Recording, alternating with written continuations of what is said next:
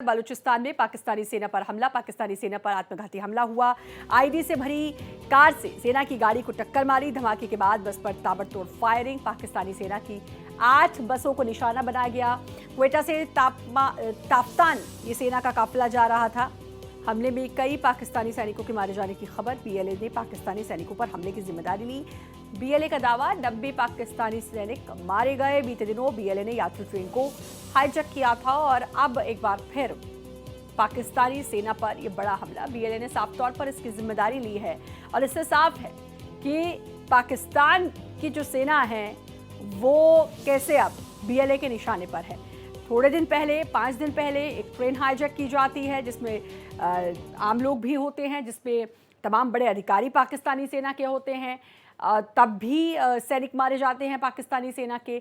अब भी फिर से 90 सैनिकों के मारे जाने का दावा बीएलए कर रहा है और बीएलए ने साफ तौर पर इसकी जिम्मेदारी ली है। रेलवे ट्रैक से लेकर सड़क तक जो पाकिस्तानी सैनिक हैं उन पर लगातार हमला, लेकिन पाकिस्तान जो है वो कुछ भी नहीं कर पा रहा है। साफ तौर पर संदेश ये जा रहा है, संदेश ये भी कि पाकिस्तान बहुत कुछ छिपाने की कोशिश कर रहा है। जो कुछ हुआ उस पर लीपापोती करने की कोशिश कर रहा है, जो कि पाकिस्तान की एक आदत भी है।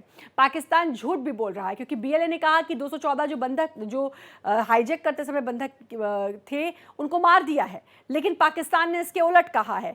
तो ये जो पाकिस्तान का जो झूठ है इसका भी पर्दाफाश हो रहा है। लेकिन सबसे बड़ी चिंता का विषय ये पाकिस्तान के लिए है क्योंकि जो बीएलए है वो बिल्कुल भी बाज नहीं आ रहा है, हमले कर रहा है, साफ तौर पर उसकी जिम्मेदारी ले रहा है।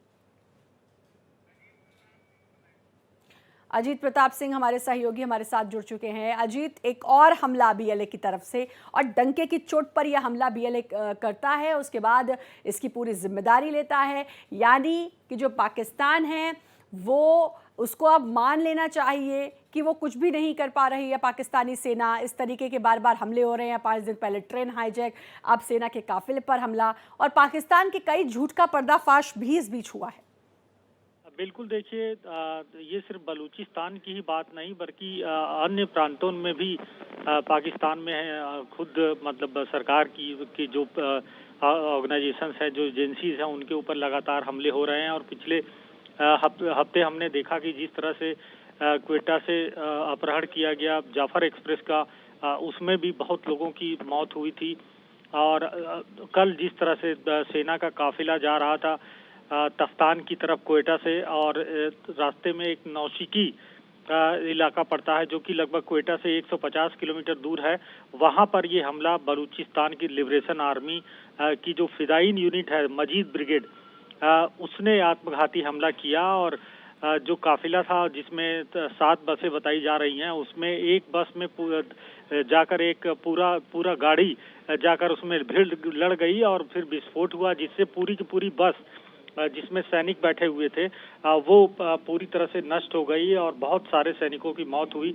उसके बाद बीएलए ने दूसरी बस को पूरी तरह से घेर लिया और वहां पर गोलियों से उस बस पर गोलियों की बरसात की गई, जिसमें बहुत से सारे सैनिक मारे गए।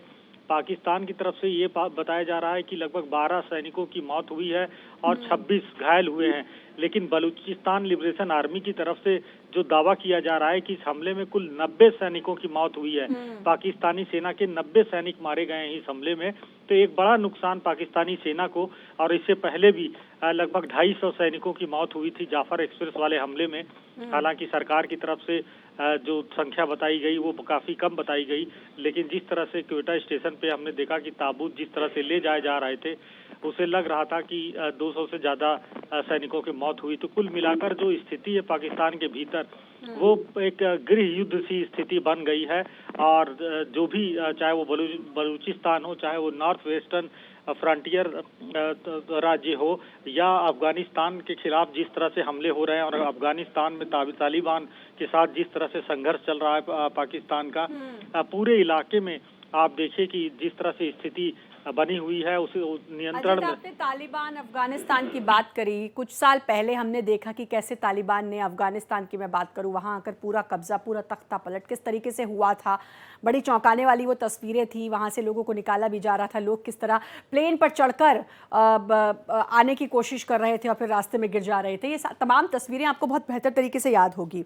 बलूचिस्तान लिबरेशन आर्मी क्या है ये आपको बताने की मुझे ज़रूरत नहीं है, लेकिन इनकी जो मांग है क्या वो अलग से देश की मांग, यानी कि जो पाकिस्तान अब तक जो बीज बोता आया है उसी का फल अब पाकिस्तान को मिल रहा है।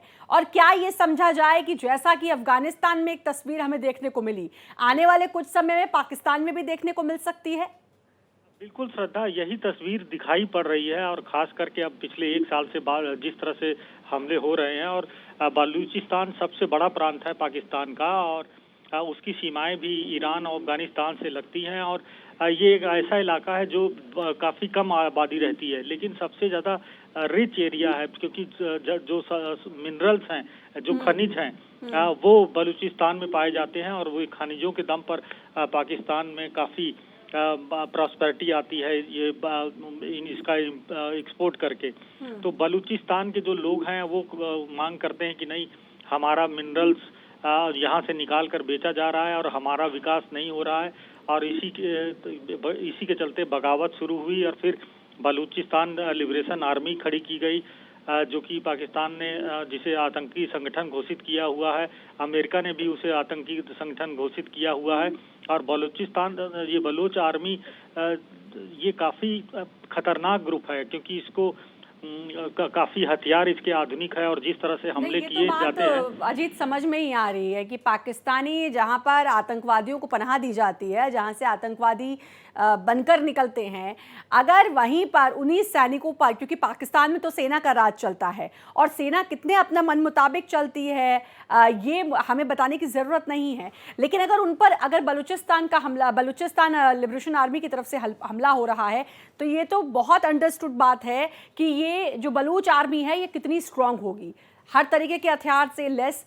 लेकिन क्या बलूच आर्मी को अजीत कहीं और से कोई सपोर्ट मिल रहा है, किसी और देश से? क्योंकि कई तरीके के आरोप पहले लगते आए हैं कि इनको कई अलग अलग देश सपोर्ट करते आए हैं, जिसमें भारत का भी नाम पहले शामिल हुआ था, क्योंकि बहुत सारे नाम इसमें पहले आ चुके हैं, जिसमें जुल्फिकार अली भुट्टो ने और भारत अफगानिस्तान ने सोवियत रूस पर बलूच लिबरेशन आर्मी को समर्थन देने के आरोप लगाए थे। तो क्या ऐसा कोई सपोर्ट इनको मिल रहा है जिसकी, क्योंकि फाइनेंशियली ज़रूरत होगी, जिसके बल पर अब ये इतना बड़ा हमला? और ये हमला, जैसा कि आपने पहले भी कहा, अजीत मेरा सवाल लंबा हो रहा है, लेकिन आपने जैसा कि पहले भी कहा कि ये तस्वीर अब दिखनी शुरू हो गई है, क्या कुछ बहुत बड़ा करने जा रही है बलूच आर्मी? देखिए, कोई भी संगठन किसी देश में काम करता है, किसी देश के खिलाफ, तो निश्चित तौर पर उसे विदेशी मदद की जरूरत पड़ती ही है और मिलती ही रहती है। कोई भी संगठन हो, खास करके आतंकवादी संगठन जो होते हैं, चाहे भारत में हो, चाहे अमेरिका में हो, चाहे अलकायदा हो, चाहे आईसिस हो, या बलूचिस्तान लिबरेशन आर्मी हो, बिना विदेशी मदद के ये इनके पास हथियार और पैसे नहीं पहुंच सकते। इतना मजबूती से ये और पाकिस्तान की आर्मी से लड़ना उनके बस की बात नहीं है, जब तक कि कोई विदेशी मदद इनको न मिलती रहे। जहाँ तक मदद की बात करें तो अफगानिस्तान से भी मदद आती है, ईरान से भी मदद आती है, सऊदी अरब के भी कई ऑर्गेनाइजेशन है जो इस तरह से मदद करते हैं इस संगठनों को। और अमेरिका, यूरोप में बहुत सारे पाकिस्तान के लोग हैं जो बलूचिस्तानी हैं, और वो अपना एक ऑर्गेनाइजेशन बना के जो कमाते हैं उसमें से एक बड़ा हिस्सा इसमें भेजते हैं। और भारत का भी नाम आता रहा है, पाकिस्तान हमेशा से कहता रहा है, जब भी कोई घटना पाकिस्तान के भीतर होती है तो हमेशा आरोप लगाता है कि भारत इन आतंकवादियों की मदद कर रहा है। तो ये तो आरोप लगाना एक अलग बात है, लेकिन अगर देखा जाए तो पाकिस्तान की जो स्थिति है वो इस समय बहुत ही भयावह है, इसलिए कि कमाई है नहीं है, इनकम है नहीं पाकिस्तान की सरकार की, और सरकार के पास पैसा भी नहीं है। जहाँ तक उनका फॉरेक्स रिजर्व जो हर कंट्री का हो, जैसे इंडिया का $650 बिलियन है, पाकिस्तान के पास बहुत ज़्यादा पैसे नहीं है। और यही वजह है कि अब वो भारी मात्रा में गोला बारूद नहीं खरीद सकते। फाइनेंशियली पाकिस्तान की जो हालत है वो हर कोई जानता है, वहाँ पर कितनी महंगाई बढ़ गई है वो हर कोई जानता है। पाकिस्तान की सेना ने ही पाकिस्तान को बर्बाद किया है, और जो बलूच आर्मी है अब उनकी क्या मांगे हैं ये भी देखना होगा। लेकिन पाकिस्तान जो है इस इस समय चारों खाने चित ही नजर आ रहा है, जिसके लिए पाकिस्तान खुद भी जिम्मेदार है, क्योंकि पड़ोसी मुल्कों से भी संबंध अच्छे नहीं हैं। तो अब देखना होगा कि पाकिस्तान का क्या नेक्स्ट स्टेप होता है, अगर पाकिस्तान झूठ नहीं बोलता है तो। बहुत बहुत शुक्रिया आपका अजीत, तमाम जानकारी देने के लिए।